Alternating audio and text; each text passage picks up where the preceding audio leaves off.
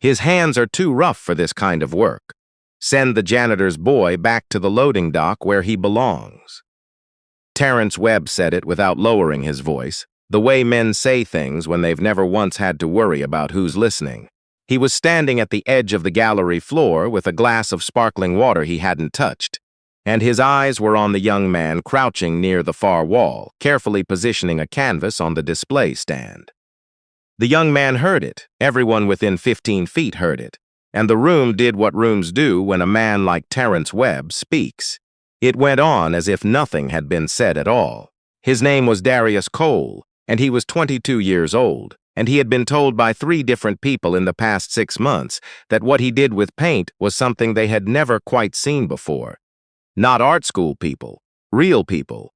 His neighbor, Mrs. Fujita, who had taught high school art for 31 years and kept a reproduction of a Hopper painting above her kitchen table, had stood in front of his largest canvas for a long time without speaking, and then said quietly that she wished she had encountered something like it when she was teaching, because it might have made her job feel less like consolation.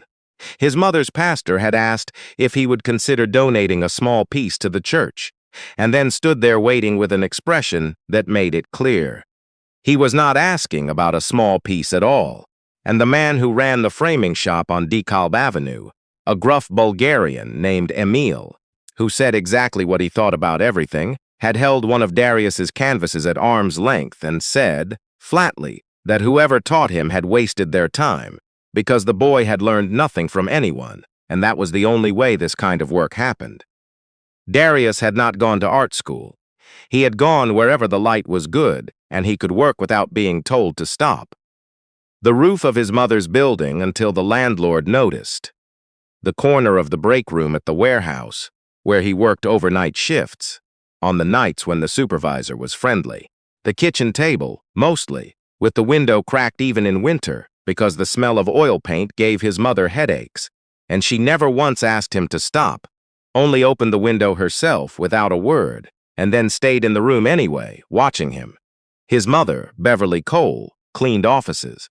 She had cleaned offices for 19 years, mostly in the commercial district, mostly at night, which meant that Darius had spent a significant portion of his childhood in lobbies and conference rooms, and the long fluorescent hallways between them, doing homework on a folding chair while his mother moved through the floors above him.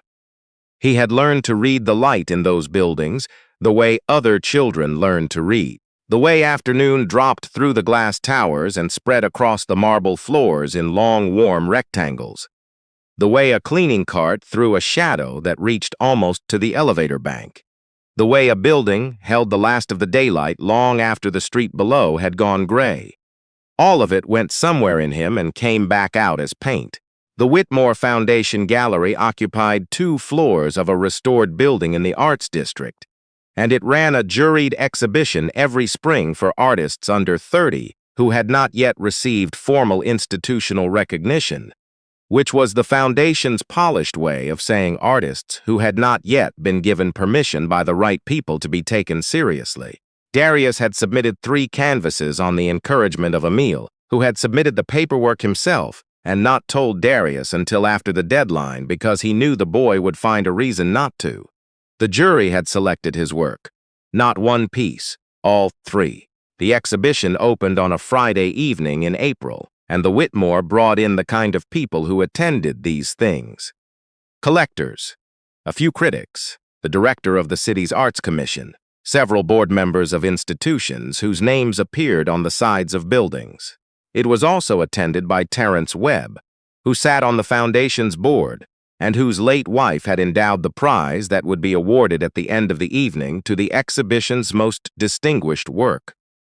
He was a man who had accumulated the right opinions about art the way he had accumulated everything else, carefully, expensively, and in consultation with people who told him what he wanted to hear. Darius had been asked to help with the installation, partly because the Foundation's events coordinator, a young woman named Priya Anand, was genuinely short-staffed, and partly because it gave him something to do with his hands while he waited to find out whether the evening would be what he hoped it was. He did not mind the work. He had been doing physical work since he was 15. He minded, a little, that it made him visible in the wrong way. Another young black man moving through a white room with his hands occupied, easy to see and easy to overlook at the same time. He had gotten good at existing in that particular kind of invisible. So when Terrence Webb said what he said about his hands and the loading dock, Darius heard it and set the canvas carefully on the display stand and straightened and said nothing. He was good at that too. Priya had heard it also. She was across the room with a clipboard, and she had gone very still for a moment in the way people go still when they've heard something they're deciding whether to respond to. Then a catering question pulled her attention away and the moment closed. Darius watched it close. He was used to moments closing like that. There was a man named Gerald Osee who worked security for the foundation on event nights, and who had been standing near the service entrance when Terrence Webb made his remark. Gerald was 64 years old and had the wide, deliberate movements of a man who had learned long ago not to hurry anywhere that wasn't worth hurrying to. He did not say anything either. He watched Darius cross back toward the supply room and he followed him. Not quickly, just steadily, the way he did most things. He found the young man in the supply room refolding a moving blanket that didn't need refolding. "Cole," he said, because he had learned Darius's name earlier that afternoon when they were both moving crates. "I'm fine," Darius said without looking up. "I know you are," Gerald said. He found a stool near the wall and sat on it. "I didn't ask." Darius kept folding. The blanket was as folded as it was going to get. "Man's been on this board for 11 years, Gerald said, more to the wall than to Darius. "Knows the price of everything they hang in there. Couldn't tell you the first thing about why any of it matters." He was quiet for a moment. "Saw your work when they were putting it up this afternoon. The big one near the north window." Darius said nothing. "Stop what I was doing," Gerald said. "I don't do that. Ask anyone who works here. I don't stop what I'm doing." He looked at his hands the way people look at things that have carried more than they were designed to. "I had a thing once too. Not paint, photography. 35 years ago." He paused. "Real photography. The kind where you're in the darkroom at 2 in the morning and you're pulling something out of the developer tray and you can feel it being what it is before you can see it." Darius looked up. "What happened to it?" he asked. Gerald took a breath and let it out slowly. "What happens to most things when you don't fight for them? People said it wasn't practical, said I needed to be realistic, said I had a family to think about, which was true. I did have a family to think about. And I thought about them, and I thought about the practical thing, and I put the camera in a box." He looked at the wall. "Box is still in my daughter's garage. Haven't opened it in 18 years. He was quiet for a long time. "I don't have a way to give you back the things people like Webb cost people like us over a lifetime. I don't have a formula for that. I'm just a 64-year-old man sitting on a stool in a supply room." He stood slowly, straightened his jacket. "But I'll say this. What's on that wall in there, under that north window? That didn't come from somewhere practical. That came from somewhere it took you a long time to get to, and a man with water he won't drink doesn't get to decide where that is." He went back out to the gallery floor. Darius stood in the supply room for a while longer, and then he went back out too. The evening filled the way those evenings fill, with careful arrivals, with the particular music of an event that considers itself important, with the soft, specific percussion of glasses and greetings, and the established social choreography of people who see each other at these things, and have developed efficient rituals of acknowledgement. Darius moved through the edges of it, refilling water stations, adjusting lighting when Priya asked him to, doing the things he had been asked to do, and staying out of the sight lines where it was easier. He did not look at his own work. He had a superstition about it, or not exactly a superstition, more an understanding of himself. He could not look at something he had made while other people were looking at it without hearing their looking as judgment. Even when the judgment was good, it felt like being evaluated rather than seen, and the distinction mattered to him in ways he couldn't always explain. So he kept the north wall in his peripheral vision and let the evening happen around it. The foundation's director, a woman named Sylvia Park, had introduced the exhibition with brief remarks that were warm without being warm enough to cost anything.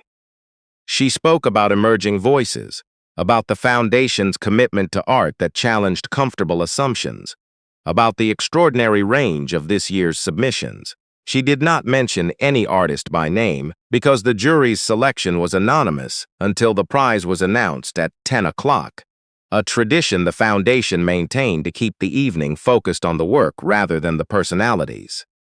Darius had not told his mother about the prize possibility. He had told her about the exhibition. She had ironed his one good shirt and handed it to him that morning without commentary, which was her way of saying everything she felt about it. But he had not told her about the prize because he did not want to build something she would feel the weight of if it didn't come through. She had enough weight already. She had been carrying weight for 19 years in buildings that belonged to other people, and Darius was careful about adding to it. She was here anyway. He hadn't known she was coming until he saw her near the entrance at 7:30, still in her good coat, the gray one she wore to church and to occasions she considered important, standing a little apart from the crowd with the particular stillness of a person who is very much taking everything in and trying not to let it show that she is. He felt his chest do something complicated when he saw her. He went to her. "You didn't tell me you were coming," he said. "You didn't tell me about the prize," Beverly Cole said, which meant she knew about the prize. Mrs. Fujita, he thought. "Of course. I didn't want you to." "To what?" she said. "To be your mother?" She looked around the room. She looked at the walls. Then she looked back at him with an expression he didn't have a name for. Something between pride and the specific kind of ache that comes from watching your child in a room that has not yet decided whether to let them in. "Show me," she said. "Which ones are yours?" He walked her to the north wall.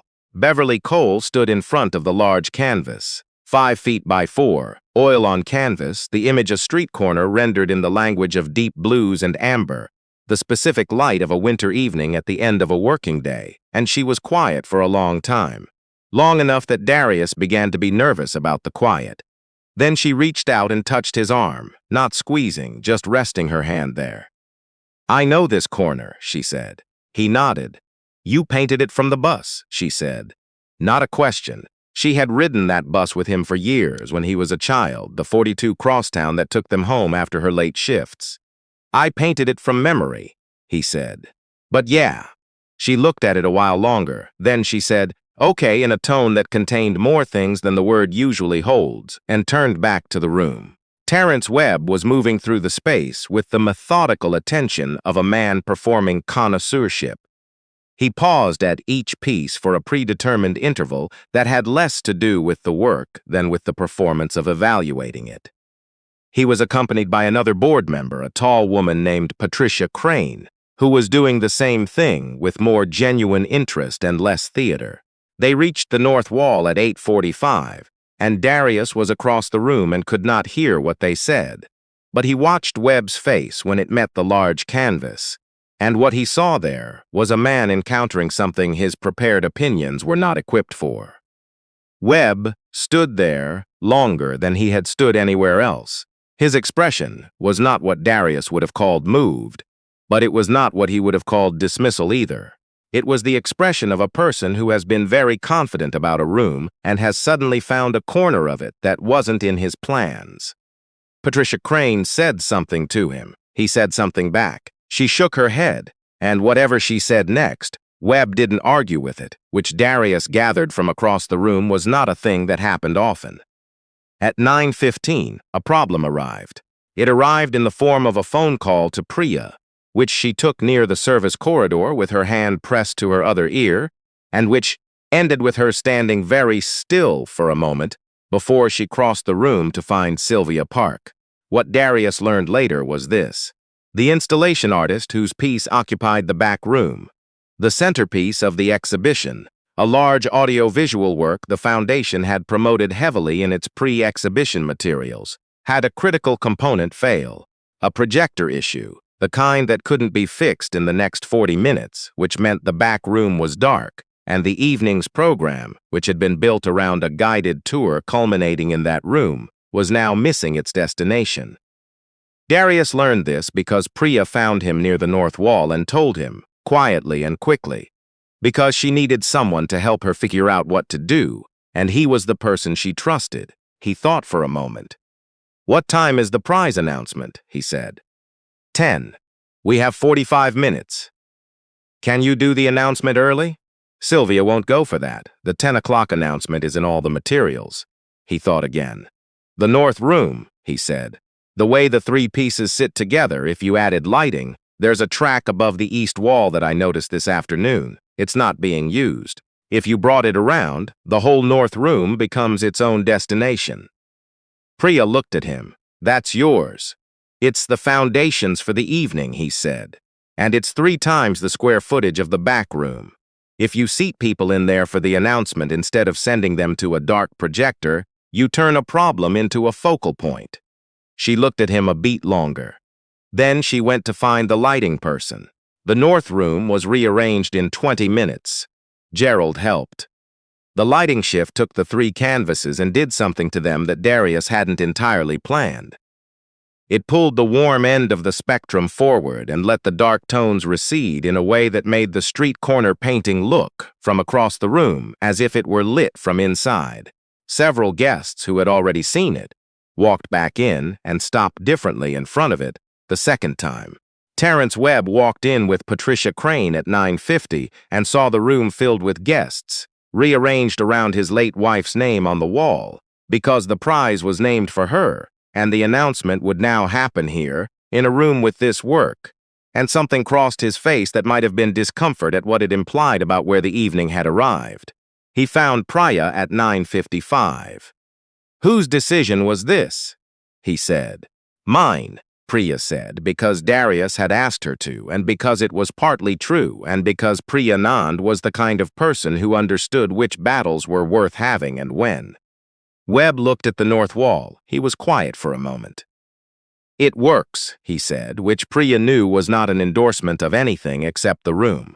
At 10 o'clock, Sylvia Park stepped to the front of the north room and the crowd arranged itself around her. She thanked the board, the donors, the jury. She spoke briefly about the prize, the Evelyn Webb Prize for Emerging Vision, named for Terrence Webb's late wife, who had, by all accounts that Darius heard later, been a woman of genuine and unpretentious love for art, who would have had sharp things to say about the evening's earlier moments if she had been present for them.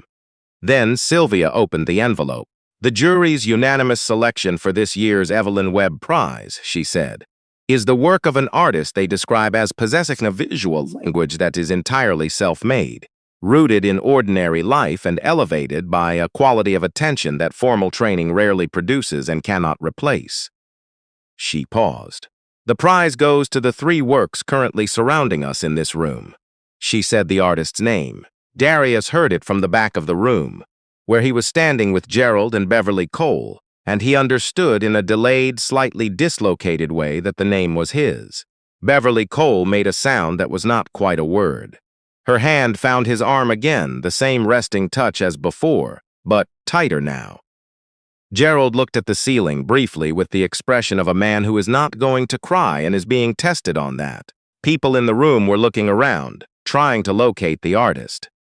Priya found Darius with her eyes across the crowd and tilted her head toward the front of the room, and he understood what she was asking. He stepped forward through the crowd. He was still in the black crew-neck sweater he'd been wearing all evening, the one he'd put on before he knew Beverly was coming. He had a smear of cadmium yellow on his left forearm from earlier that afternoon that he hadn't entirely scrubbed out. He was not dressed for this moment. He had not had time to prepare himself for this moment in the way that might have made him feel less exposed in it. He reached the front of the room and stood next to Sylvia Park, and felt the full weight of 200 people's attention land on him at once, and felt also, underneath it, the echo of what Terrence Webb had said 8 feet from where he was now standing, a few hours ago that same evening. The janitor's boy. The loading dock. Hands too rough.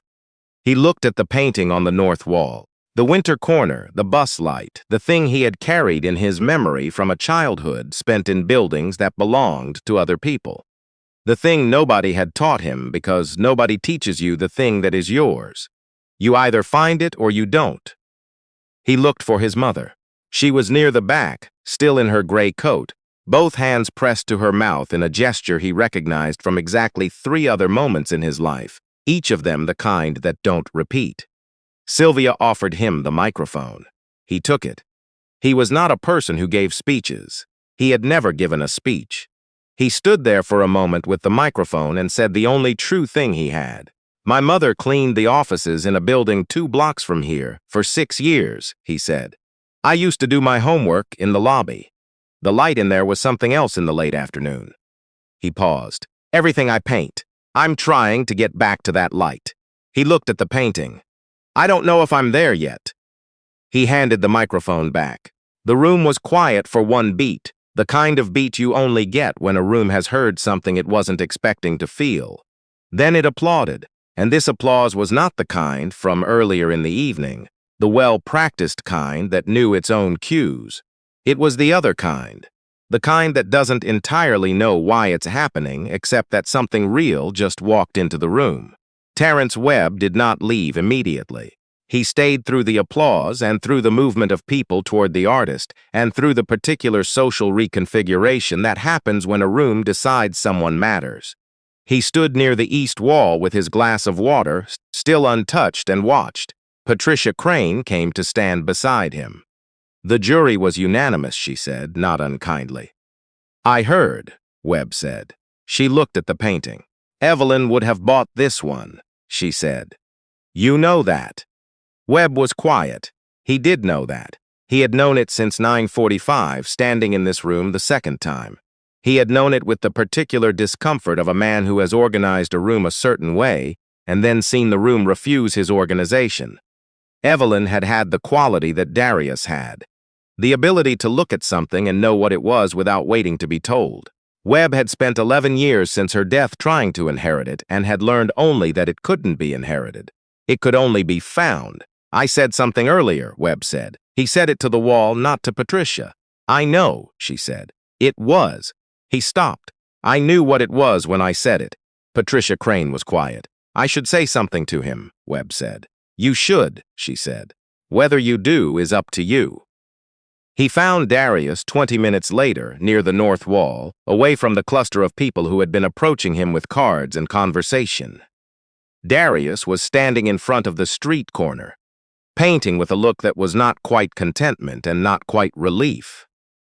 Something in between, the expression of someone who has been holding a breath for a long time and is only now beginning to let it go. Webb approached him. He stopped a respectful distance away and waited for Darius to notice him, which he did. What passed between them in the next 60 seconds was not a comfortable thing. It was not the kind of scene that happens neatly. Webb said what he had said earlier in the evening, and he said he had been wrong to say it.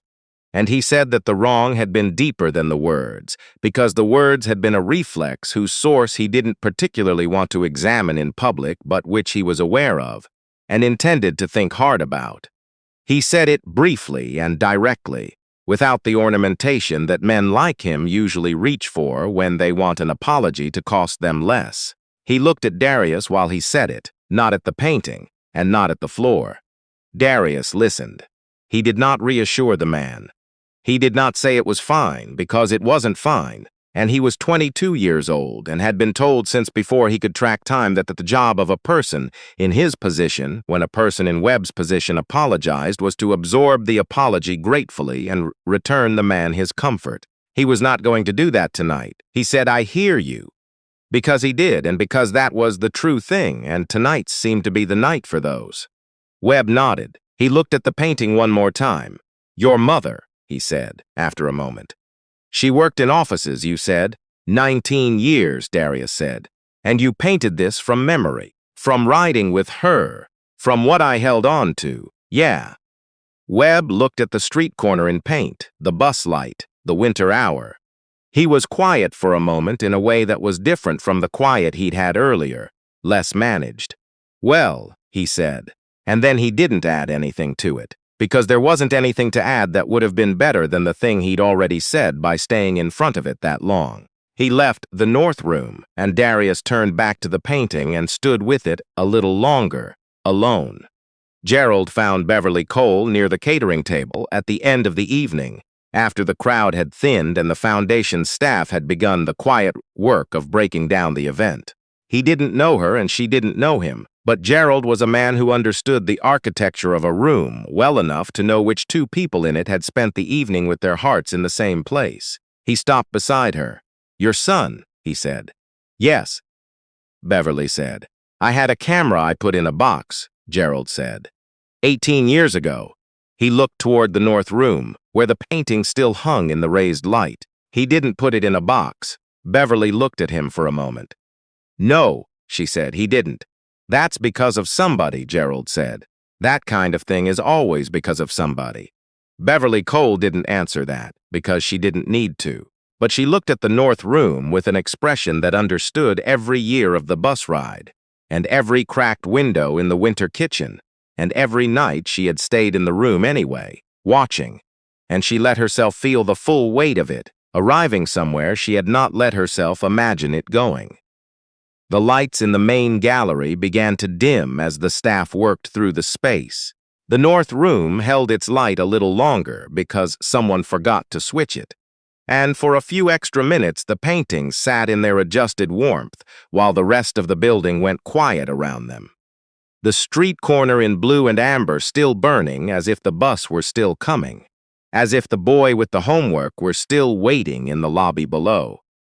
Watching the light fall through the glass towers and finding in it, without knowing what to call it yet, the thing he would spend his life learning how to give back. There is a version of this story where Darius Cole stays in the supply room, where he folds the blanket until the evening is over and drives home and says nothing and tells himself that this is wisdom. This is the long game. This is how you survive. He would not be wrong about the survival. He would just be starting the long subtraction. The daily cost of a talent kept below the surface, the particular erosion of a person who has learned to be invisible so well that they begin to believe it. Gerald knows what that version costs. He has been paying it for 18 years with a camera in a box. Beverly knows what it costs the other way, knows what it means to watch a door and calculate whether it will open or fall, and to have made the calculation towards safety for so long that safety begins to feel like the shape of your life, rather than a choice you made inside it.